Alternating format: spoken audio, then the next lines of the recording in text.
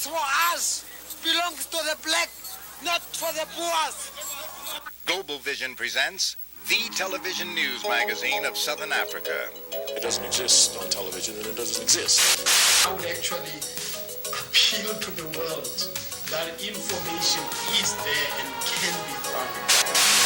Because it is important that people know what is happening.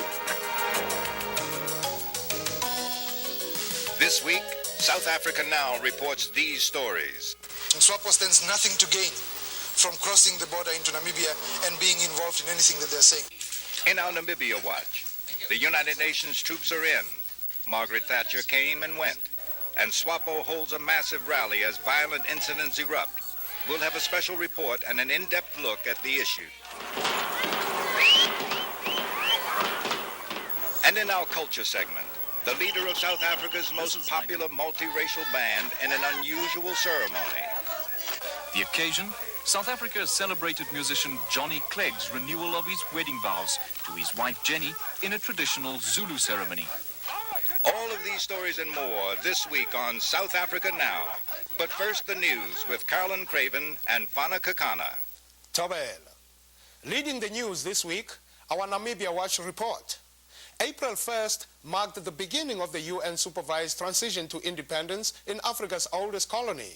Slated to be a period of peace, there were confrontations and violence. 144 people have died in fighting as of April 2nd in incidents that are still under investigation. There have been a number of violent incidents, and United Nations peacekeeping troops have so far proven ineffectual. The Southwest African People's Organization, SWAPO, say their armed guerrillas inside Namibia were attacked by South African paramilitary troops as they prepared to turn over weapons to implement a ceasefire.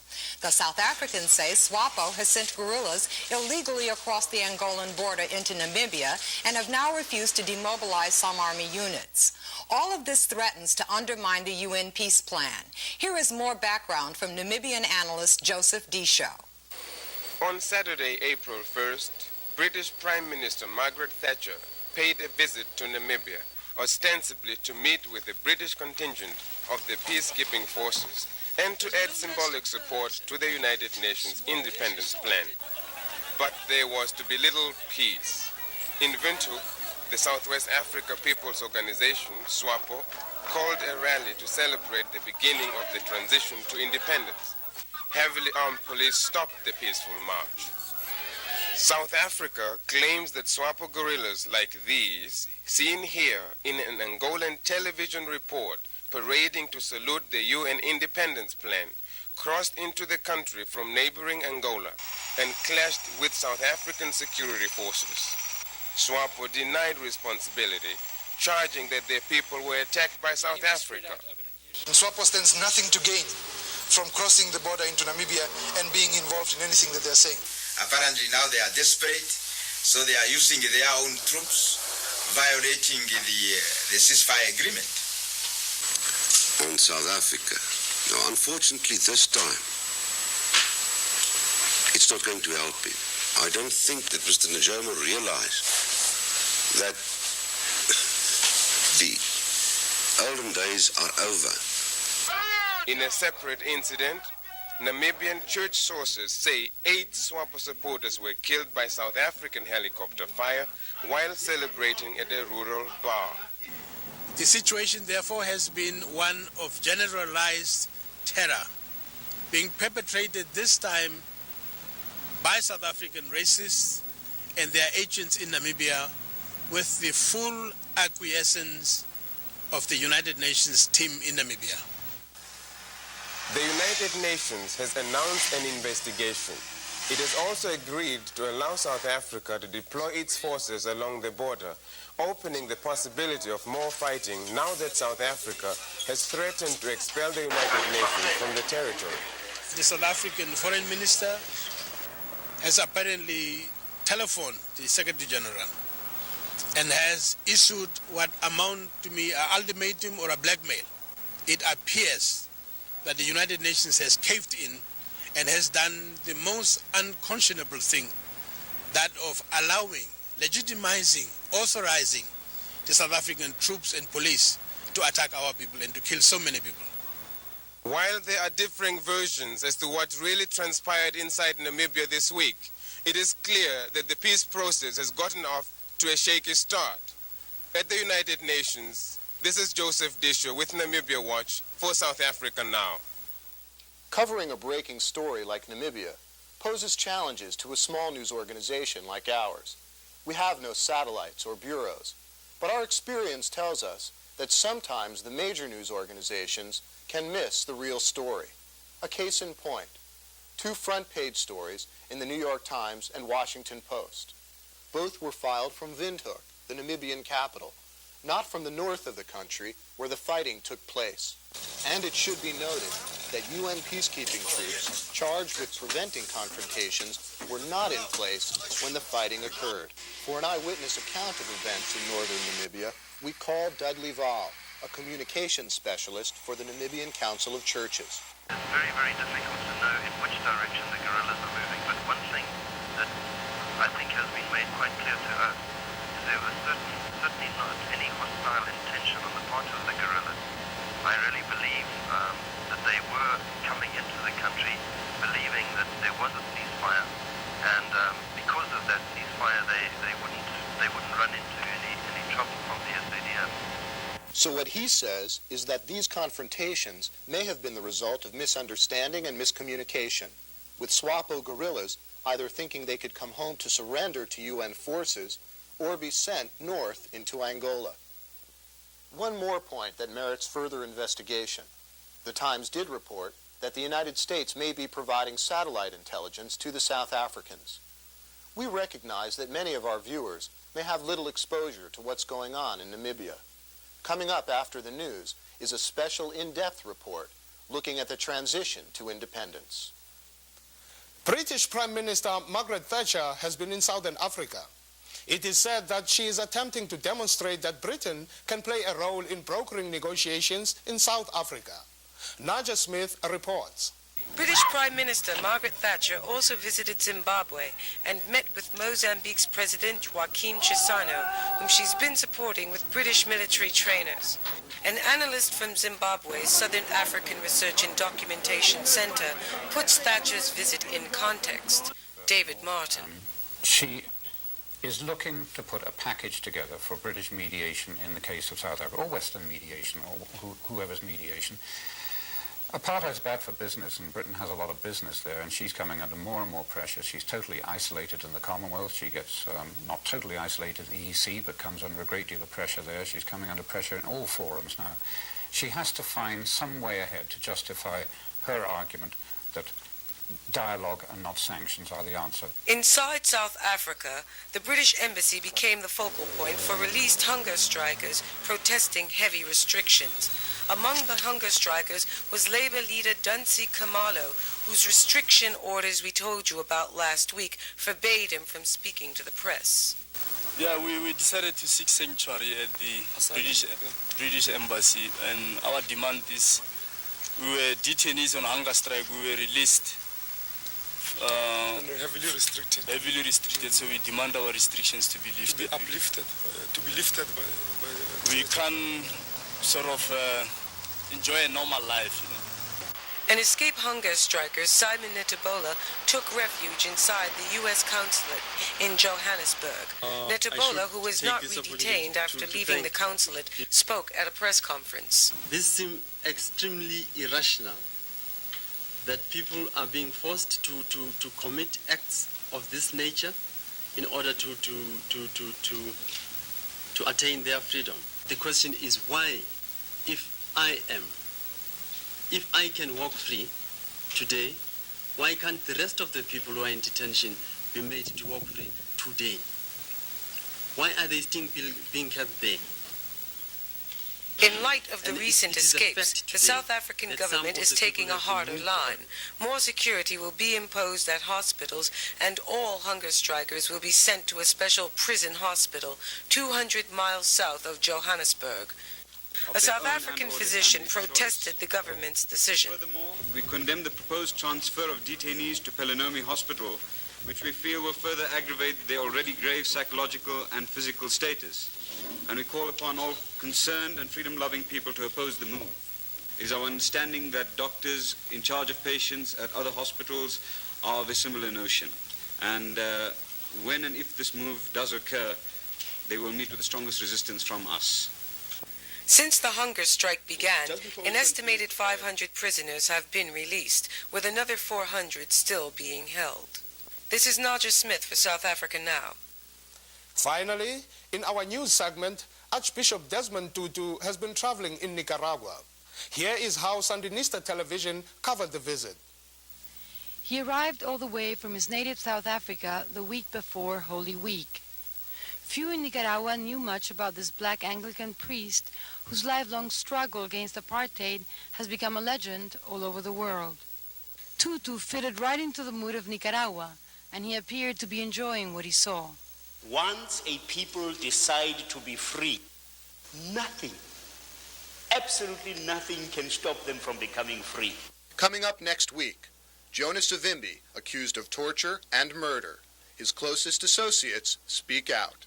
These people were just brought to the middle of the stadium and they were doused in gasoline, petrol, and they got firewood and they just burnt them to death. And Savimbi stood, he saw everything. You are watching South Africa Now.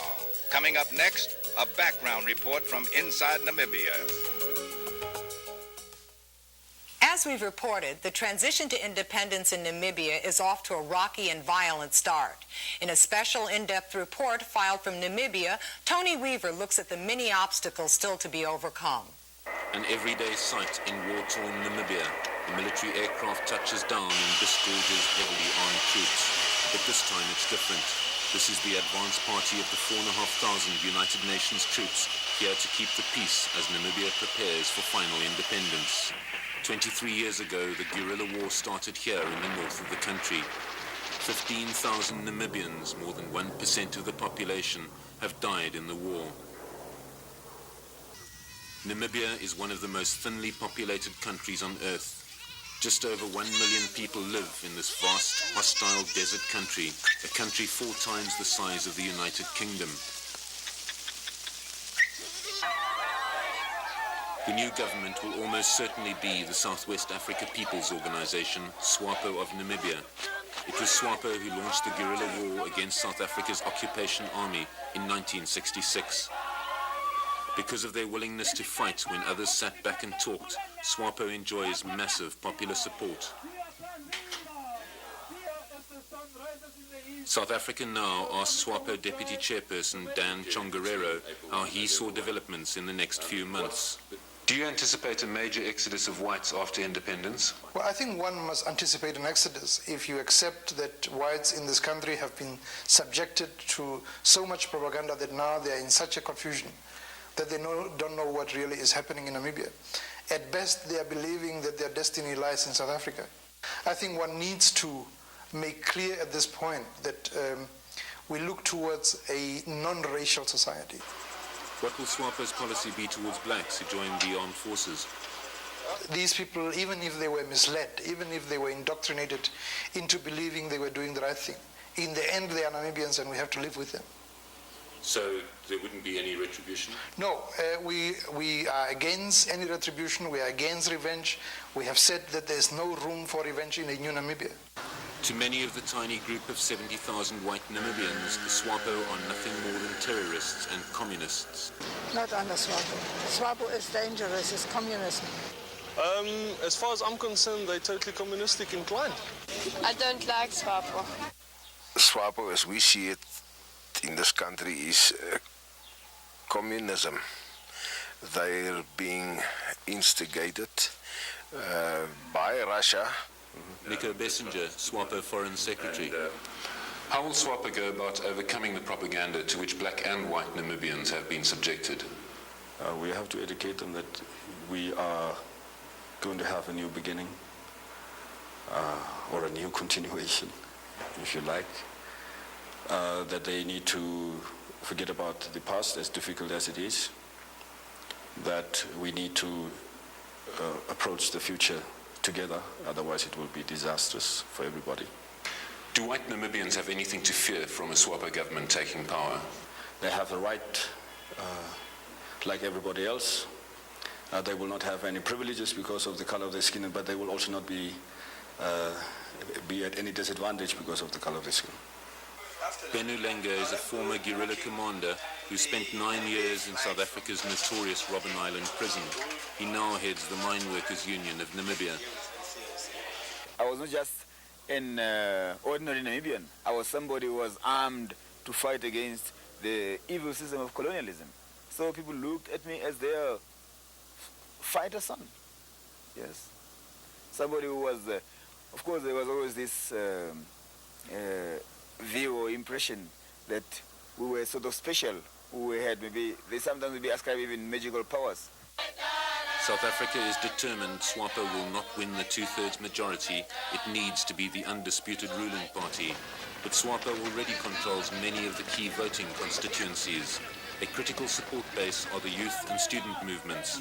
But here, South Africa is trying to raise the voting age from 18 to 21, thereby excluding many of the most militant voters. Paul Kalenga is president of the Namibian National Students Organization, NANSO. Why is South Africa trying to raise the voting age to 21?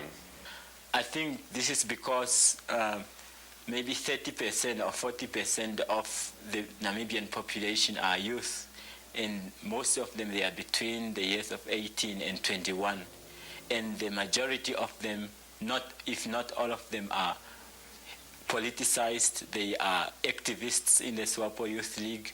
In the schools, they are members of NANSO, and they have a definite political stand. They are SWAPO members and supporters. Therefore, South Africa is trying to increase, in fact, the age, so that these people are excluded from voting, and thereby lowering the voting number, or the number of votes for SWAPO. What will the role of the youth be in the forthcoming election campaigns? I think the role of the youth, particularly the role of the students, would be to be the eyes and the ears of the Namibian population, because many of our people cannot read and write, and I think the youth will be very much helpful in seeing to it that our people make a correct decision. And Benulenga says the powerful trade union movement is ready to swing its full weight behind SWAPO. There is only one government that will mean anything for the workers, and that will be a SWAPO government, which means that we feel that our role during the coming period is to mobilize the workers for a SWAPO victory. For these black Namibians, there will be no independence. They live in Walvis Bay, which is owned by South Africa, a legacy of British rule. Walvis Bay is Namibia's only deep-water port, but a SWAPO government will be able to control it through its electrical supply. The town's power comes from Namibia. Its pylons run for over 1,000 kilometers through the Namib Desert. Walvis Bay's townships are strong SWAPO support bases, and the residents are determined to vote in the elections. Wilfried Mvula, SWAPO branch secretary. The people here are Namibians, and that is blood and body, and you can't separate those things. Another key support area is the northern peasant farming region. More than half the Namibian people live here, where the bush war was at its fiercest. The guerillas were the sons and daughters of these farmers, and they have suffered as a result. Allegations of atrocities by the armed forces form an alarming dossier.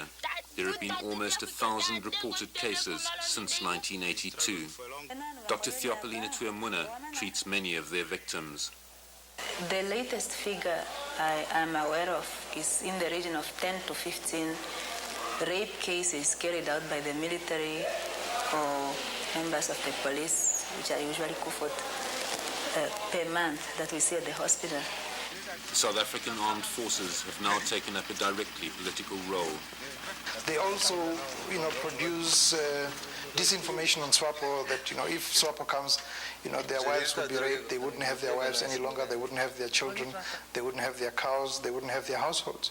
And thus equating SWAPO with, the general remark of, look, SWAPO are communist, and if they come, these are the things that are going to happen in this country. Dirk Mudge, a leader of the moderate DTA, is angry that the SADF have been telling villagers to vote for his party. Personally, and I've said it to the commanders and to the South African government, I don't think any assistance by the SADF will in any way promote the interests of my party. So, should they go ahead with that? Should they continue with that? If I would have been SWAPO, I would have welcomed it. We don't want to be seen as anybody's stooge. Another major source of concern is the role of the notorious police counterinsurgency unit, Kufut, or Crowbar. Its 3,000 members have, according to the authorities, been disbanded and absorbed into the normal police force and will assist in maintaining law and order during the lead-up to independence. But there are only just over 6,000 policemen, so Kufut will form almost half of this force. They have the worst human rights record of any fighting group in Namibia and have been accused of repeated atrocities against civilians. Without doubt, the most efficient fighting unit in Namibia, Kufut were responsible for killing over 70% of all guerrillas who died in the war. On March 14, the Namibian Supreme Court heard from Kufut men that they had been ordered to continue the war if SWAPO won the election. Human rights lawyer David Zucchino. They apparently had the highest so-called kill rate. However, in the process of doing so, they ruthlessly set about achieving that aim, and in the process have trampled upon human rights and have a most appalling human rights record. As independence approaches, the United Nations forces will find themselves in a country bitterly divided against itself. The scars of war are everywhere. In the northern territories of Namibia, the UN will be confronted with roads which are often impassable. The war has left behind scores of unexploded landmines. The Namibian people are no strangers to war and colonial oppression. This statue on the outskirts of Windhoek commemorates those Germans who died in the early wars against the Nama and Herero-speaking people. In that war, in the early part of this century, 60,000 out of 80,000 Herero-speaking Namibians were exterminated by the Germans in a vicious campaign of genocide.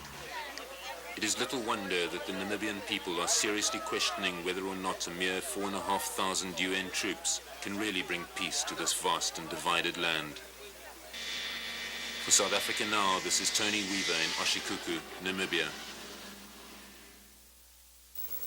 You're watching South Africa Now. Coming up next, our culture segment, featuring the best music, film, drama, and artistic expression from Southern Africa. Some weeks ago, we reported on South Africa's most popular multiracial rock band, Savuga, and its lead singer, Johnny Clegg, an outspoken critic of apartheid. Recently, as was reported only on CBS News, an anti-apartheid concert he helped organize was banned by the government. South Africa faced a force today it didn't want to reckon with, the power of song, so it pulled the plug before the music could even start. Martha Teichner now with that. Today's concert, which would have been the biggest ever in South Africa, was banned. The government decided the music might have been dangerously political, a threat to security. A few scuffles after the last big concert in 1986 were cited by the government as the reason for the ban. Clegg is now in Los Angeles recording a new album, but another event he was involved in made the news on South African television.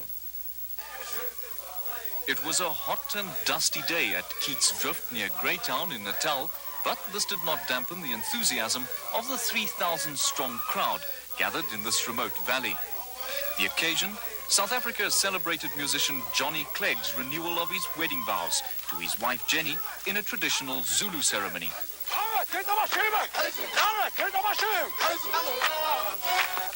Although they were married on Valentine's Day last year, these festivities were to officially introduce Jenny to the Emanchuwini clan, with whom Johnny has ties. The customary speeches were also made. Jenny's father, comparing her to a delicate flower that needs to be watered, appealed to Johnny's clan to take good care of her. Following tradition, Johnny also presented his father-in-law with lobola, the bride price, which is usually paid in cattle.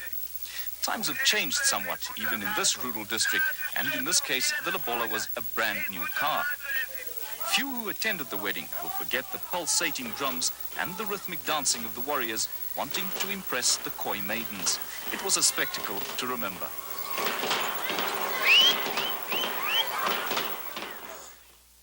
One footnote. Our congratulations this week go out to David Zucchino of the Philadelphia Inquirer, who won a Pulitzer Prize for his reporting from South Africa. Thank you for watching South Africa Now. Transcripts are $3. Be sure to ask for show 209. If you want a free educational resource list about the issues we are covering, or to share your comments, send a self-addressed stamped envelope to South Africa Now, the Africa Fund, 198 Broadway, New York, New York, 10038. South Africa Now is produced on a non-profit basis by Global Vision in association with the Africa Fund. Jawani.